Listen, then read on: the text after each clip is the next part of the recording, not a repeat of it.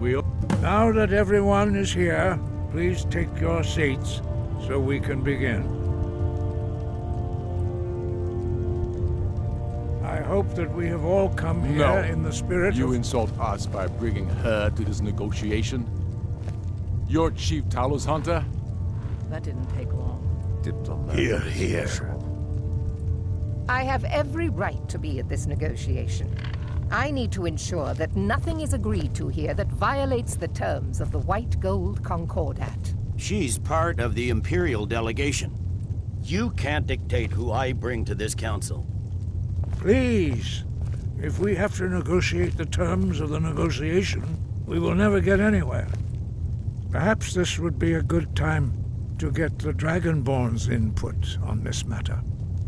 What do you think? Are we going to let Ulfric dictate terms to us before the negotiations even start?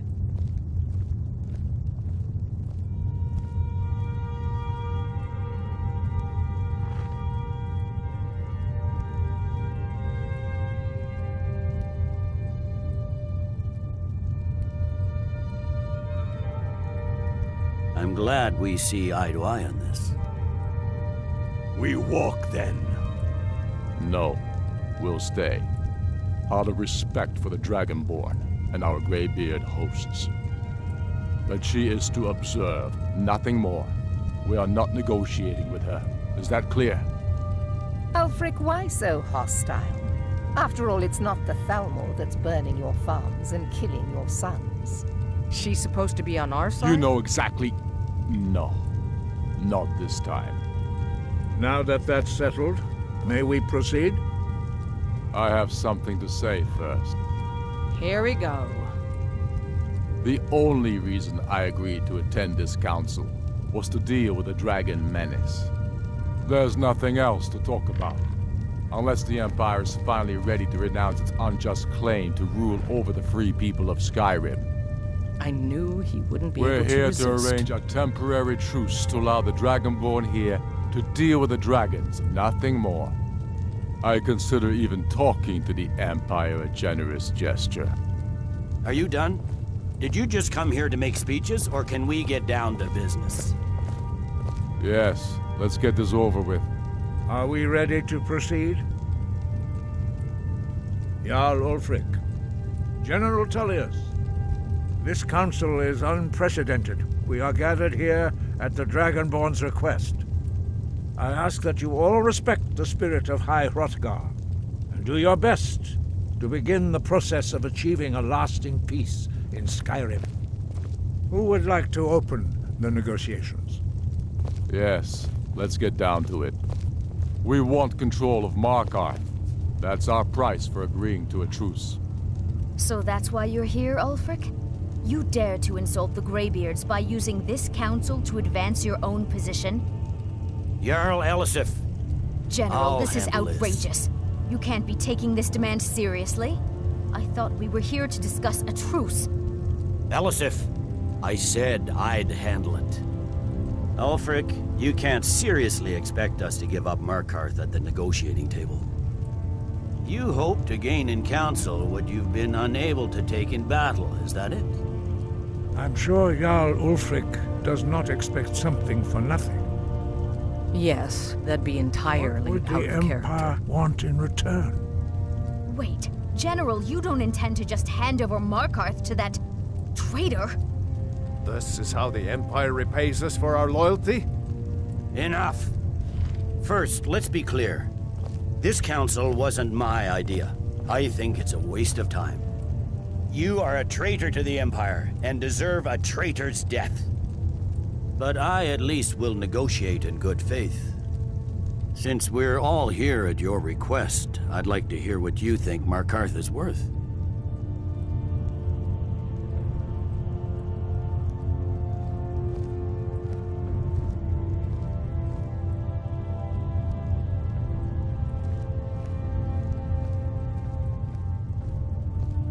In exchange for Markarth, the source of most of Skyrim's silver. Hardly. Riften seems like a better choice to me. Well-fortified, easily resupplied from across Lake Honric, plus all the mead we can drink.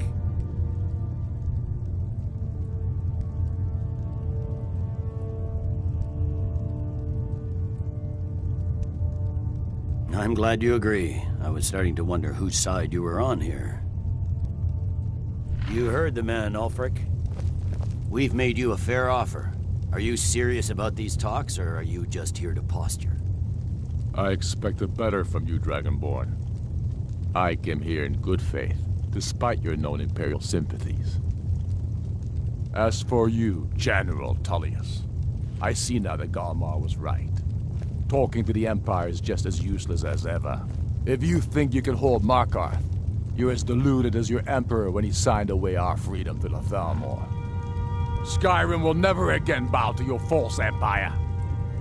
Let's go, Galmar. I should have listened to you in the first place. You always were a fool, Ulfric. You're no better at diplomacy than you are in the battlefield. Stop! Are you so blind to our danger that you can't see past your petty disagreements? Here you sit arguing about nothing, while the fate of the land hangs in the balance. Is he with you, Delphine? If so, I advise you to tell him to watch his tongue. He is with me. And I advise you both to listen to what he has to say before you do anything rash. Don't you understand the danger? Don't you understand what the return of the dragons means? Alduin has returned, the World Eater. Even now he devours the souls of your fallen comrades. He grows more powerful with every soldier slain in your pointless war. Can you not put aside your hatred for even one moment in the face of this mortal danger? A very pretty speech. But what does it Shut have up. to do with the... If he's right about Alduin, we both have just as much to lose here, Tullius. Remember that. Now, back to the matter at hand. Don't hand me a mug of sheep's piss and call it mead. These terms are still not acceptable. I'm sure you have something in mind. Damn right we do. You surrender Hjalmarch to us, and take Idgrod Ravencrone with you. Sorli the Builder will take over as Jarl of Morthal. Where do these demands stop, Ulfric? Do you expect me to surrender all of Skyrim? It seems I have no choice but to let the Dragonborn decide, although I'm starting to doubt your fairness. What say you, Dragonborn?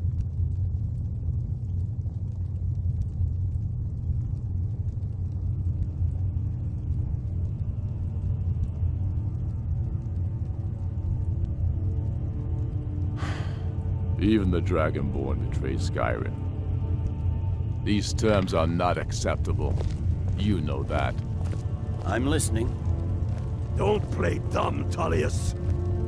Bah, this is a waste of time. I can see that we won't get better terms from this council. So be it. The Sons of Skyrim at least put the greater good above our own interests. It seems we may have an agreement. Jarl Ulfric, General Tullius, these are the terms currently on the table. Markarth will be handed over to Ulfric's forces, Jarl Igmund will step down, and Thongvor Silverblood will become the Jarl of Markarth. The Stormcloaks will withdraw from the rift, allowing Imperial troops unhindered access. Jarl Leila Lawgiver will step down, and Maven Blackbriar will become the Jarl of Riften. You both agree to this? I shouldn't agree to terms that so blatantly favor the Empire. I have no choice, though, under the circumstances. But once Alduin is defeated, then it will be the Empire's turn. Remember, Efgir Unslag. You should be pleased, Elisif. You've done well for yourself as the Empire's pet Jarl. But beware, the Empire's loyalty is fickle. They will tire of this war, and then I will be the one dictating terms to you. I have nothing to say to that murderer. General, you've proven yourself a good friend to Skyrim. I continue to trust that you will do your utmost to safeguard our interests. Thank you, Jarl Elisif. I appreciate your loyalty. The Empire can live with these terms, yes, for a temporary truce, until the dragon menace is dealt with. After that, Ulfric, there will be a reckoning. Count on it. Taking control of the Rift was a great victory, Ulfric must be rather nervous with us so close to his doorstep. Come on, Galmar. We have a lot of work to do. Giving up Markarth is a heavy price for this truce, Dragonborn. I hope it was worth it. Jarl Balgruf, I assume you are familiar with the Dragonborn's plan? Yes, I'm ready to do my part. Just say the word, and my men will help you spring this trap. But the difficulty remains how to lure a dragon to Dragon's Reach at all. Well, that's an excellent question. You haven't overlooked that little detail, have you?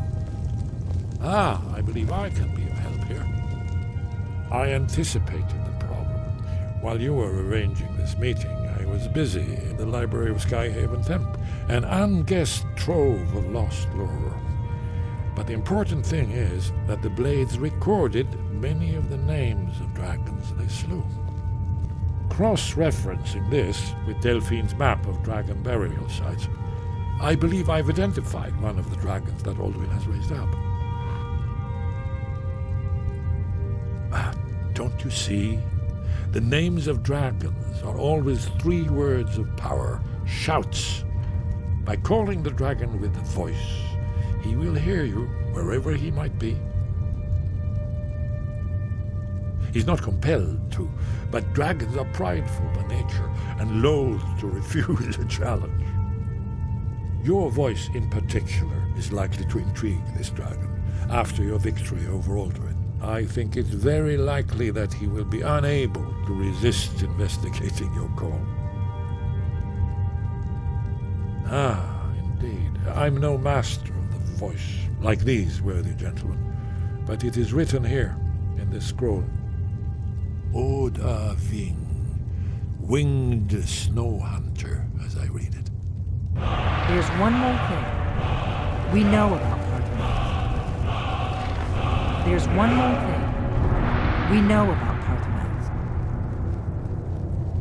Parthenax, the dragon that the Greybeards have been protecting for all these years. He needs to die. He deserves to die. And it falls to you to kill him. Until he's dead. Well, I'm sorry, but we would dishonor our oaths as Blades if we continued to help you.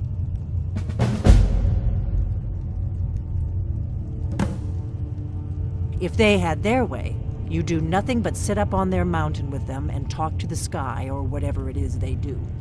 The Greybeards are so afraid of power that they won't use it. Think about it. Have they tried to stop the Civil War or done anything about Alduin? No. And they're afraid of you, of your power. Trust me, there is no need to be afraid. Think of Tiber Septim. Do you think he'd have founded the Empire if he'd listened to the Greybeards?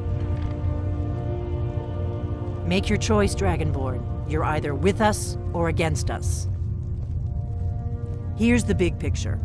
He helped Alduin enslave our ancestors. He may have betrayed Alduin in the end, but that makes him worse, not better. We can't afford to give Parthenax the opportunity to betray us in turn and return to his old master.